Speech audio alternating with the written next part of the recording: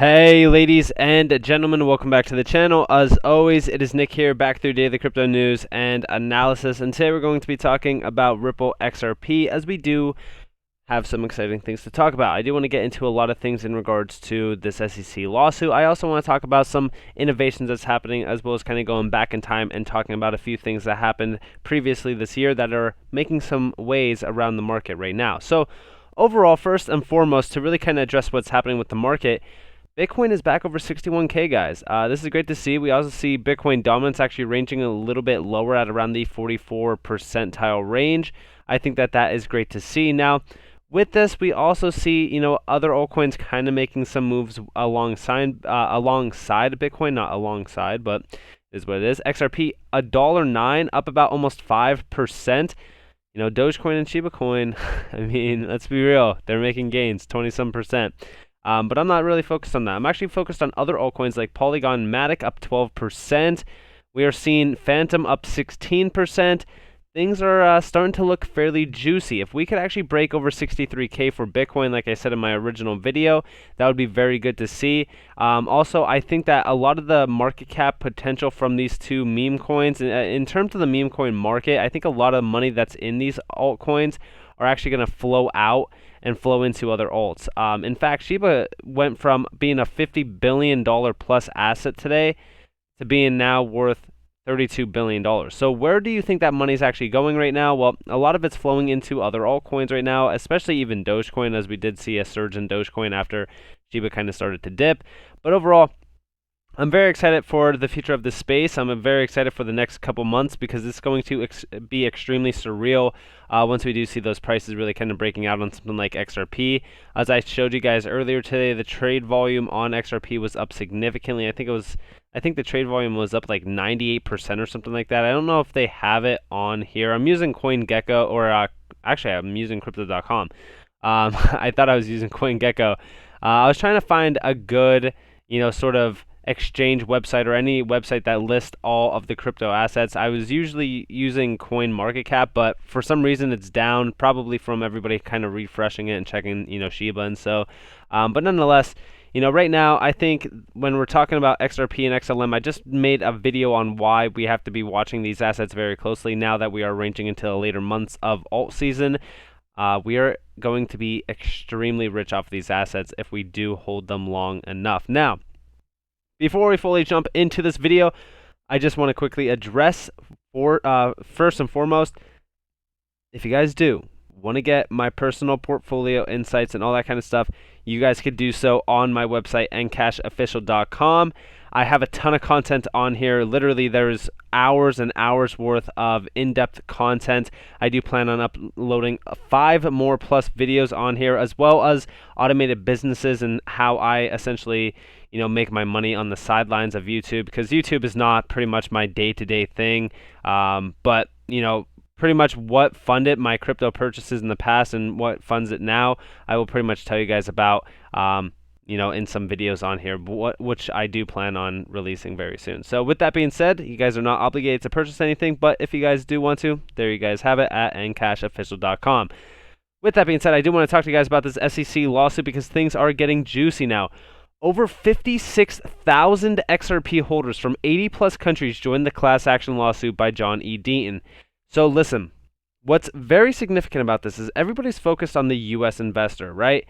Everybody thinks that the SEC, well, I shouldn't say everybody thinks that the SEC, I should say the SEC themselves thinks that they're protecting everybody who is an investor in XRP. Yeah, that's right. Laugh about it because it is a funny joke. It's hysterical, right? But the best part about this is that these are not just individuals from the U.S. No, they harmed individuals from 80 plus countries. Not only with that, but there's 56,000 individuals already signed up on this. There is many more. If you guys do want to join this class action lawsuit, if you feel like you have been hurt by this lawsuit, go to John E. Deaton 1, his Twitter, right? And go to the first pinned tweet. This is the class action lawsuit. And these numbers grow day by day. I just reported this at 50,000. It was, right? Now, also, we just hear, was it true that Coinbase shut down because of traffic related to SHIB buys? Coinbase is the #1 app in the store right now, ahead of TikTok, YouTube, Instagram, Snapchat, and Facebook. You may want to start paying attention. Now, of course, I do think that we should be, paying attention. I think that we should be focused on the bigger picture as well, which, yes, 100% meme coins will make money. I just don't shill them and I don't talk about them because I think that they're extremely high risk. I like to actually talk about utility tokens that are more so lenient on you guys so that you don't have to risk, losing your entire life savings and stuff like that. I don't want to do that to you guys. First off, this is not financial advice at all on this channel, but I will tell you guys about some, assets that I personally researched a lot, and XRP is just one of the best ones out there in my opinion in terms of the use cases behind it. Now we also see here, ironically, once the SEC versus Ripple case is settled, XRP will become the safe haven digital asset, unencumbered and free to fly. Think about it. Now, I also want to add to this. So I've talked to you guys about the SEC case for a very long time on this channel. In fact, I've talked about it ever since it was brought into inception. But the best part about this SEC lawsuit in regards to the XRP community is the fact that once we do see, clarity come to this space, once we do see XRP win this lawsuit, because I think that it's a zero doubt idea of them winning, right? I think that they easily win. I think that so far the case has been crumbling beneath the SEC's feet. Now, with that, I also do want to talk to you guys about the fact that once we do see that clarity, we will see a massive catalyst domino effect with XRP. We will see major institutions that are waiting on the sidelines still until this SEC lawsuit blows over to rejoin the XRP community as major partners with Ripple and utilizing RippleNet ODL services, just how we see it growing overseas right now. We will also see massive relistings on Coinbase and so forth. We will also see XRP being the only asset that has regulatory clarity. Of course, there's other assets that have some sort of clarity in mind, and they're not going to, of course, disappear or anything like that. But we also see that XRP has massive adoption just waiting for it around the corner once this does get settled. So just think about the massive price explosion that will happen. And it kind of leads me to this, where we do see if SHIB did what it did, imagine what XRP will do. Now, I don't like to compare meme coins to, of course, utility tokens because it's a lot harder to move a utility token than it is to move a meme coin. But of course, percentages will rely on, how much FOMO events happen. And I do think that XRP is going to have a massive bull run. I've always projected $10 to $15, and I still will be dead set on those numbers. Of course, I do say we could see higher up numbers of $15 to $25 if Bitcoin does have that parabolic topping point. It is hard to say if we are going to have that. I don't personally see it, but I'm just saying. Now we also see here, utility is key. XRP, central banks and ODL, XDC, world trade, XLM, peer-to-peer transactions, ALBT, connecting legacy financial systems with blockchain, QNC interoperability, Casper, Ethereum without gas fees. I haven't done a deep dive on Casper, but I definitely want to. HBAR, blockchain alternative, and VET inventory management. Now, listen, I've always said that utility tokens will be the new thing. This is going to be us prospering into a utility-driven market very, very soon, and I look forward to it because a lot of these I've talked to you guys about already, and a lot of these are incredible assets. Now, we also see Binance supporting the Songbird airdrop.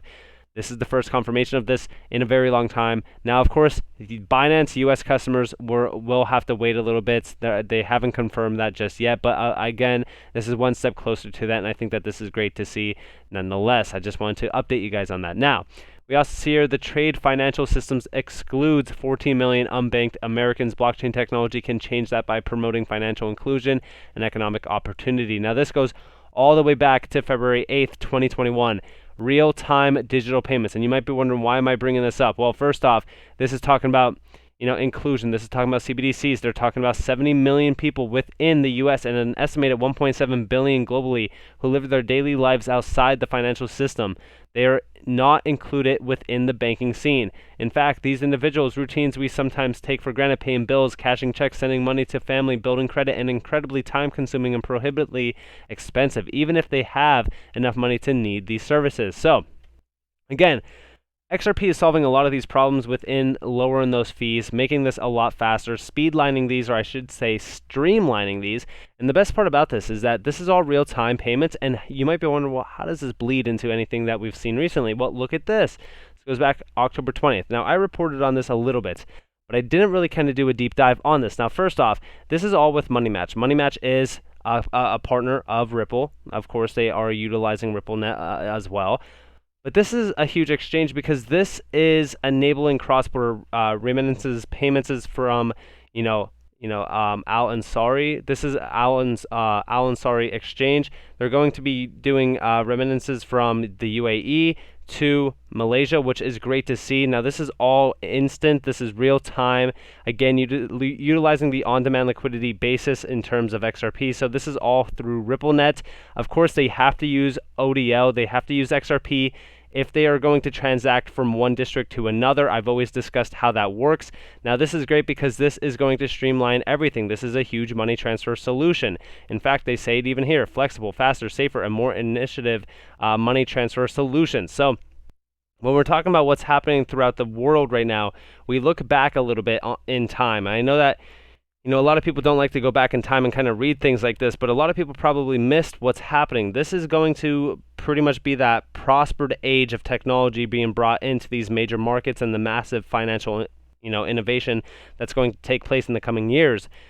And this is the start, right? And I think that XRP is going to be the superstar that is going to be on stage telling everybody, listen, we are solving this problem and we are already doing it. I think when we look at XRP, a lot of people think that XRP is not being utilized on a day-to-day basis, right? But the best part about this is that this is all working with, Malaysia, the UAE, Japan. There's so many customers already underneath Ripple, and there is so much in terms of utility spread out across the world, besides the US, of course, because we are stifling innovation throughout the SEC case. But there's a lot of innovation that's happening throughout the world in regards to crypto and crypto adoption. The best part about this is that this is all through RippleNet and the on-demand liquidity stage. Now, you might be wondering, well, this is not utilizing XRP, but it actually is. XRP is right here. You can see it front and center. XRP is a big, basis behind this. Now, they don't have to use XRP, okay? This is when they don't have to use XRP, and I've discussed this multiple times. Say for so, they set up an ODL basis. For an example, right? I actually got rid of it. But the ODL service that's set up in Malaysia, for an example. If I was a customer in Malaysia and I was sending money to somebody else in Malaysia, I wouldn't have to use XRP. But if I was in Malaysia and I wanted to send money to the United States, I would have to use XRP. It's as simple as that. Just so you guys know. I mean, it's seriously just that simple. I know a lot of people confuse it. That's actually how simple it is. When they have to use a bridge currency, XRP comes into play. But this entire service is utilizing XRP as the cross-border transaction. This is the liquidity, by the way, for those cross-border transactions, because XRP is the bridge that's going to bridge all of these massive CBDCs and these major financial institutions to one another, and it's already happening. We are seeing it right now in front of our faces. We have seen update after update from Ripple. You guys could go check it out. They have a whole news blog on their website. I always report on it.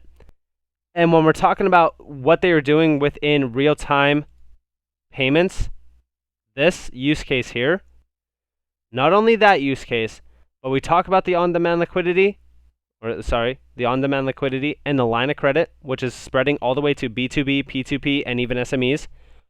This is trillions of dollars. $27 trillion just in the on-demand liquidity base point. And then we obviously look at cross-border payments. We take a look at B2B, P2P, all of those massive money flows. There is so much money that Ripple and XRP is targeting, and we are just getting started.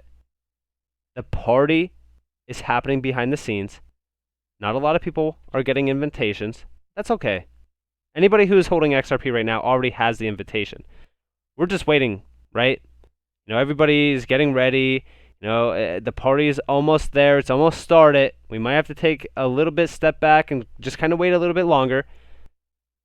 Of course, we will see the major bull run this year. I've discussed when we see it, how we see it, all that kind of stuff. But the real party of massive global adoption of crypto and real-time digital payments and utilizing the ODL service in a massive way where essentially Swift, starts working with Ripple or, some sort of idea on unlocking that capital that's locked in those Nostro Vostro accounts. That's the real party. That's where we are celebrating. We are ecstatic. The price of XRP is going full parabolic. That's the end goal. That is also when we march in to the utility-driven market. So, with that being said, I hope that you all enjoyed this video. If you guys did, definitely leave a like, subscribe, turn notifications on. With that being said, I hope that you all have a beautiful day or a beautiful night, wherever you guys are in this beautiful world. It's been Nick. Peace out, guys.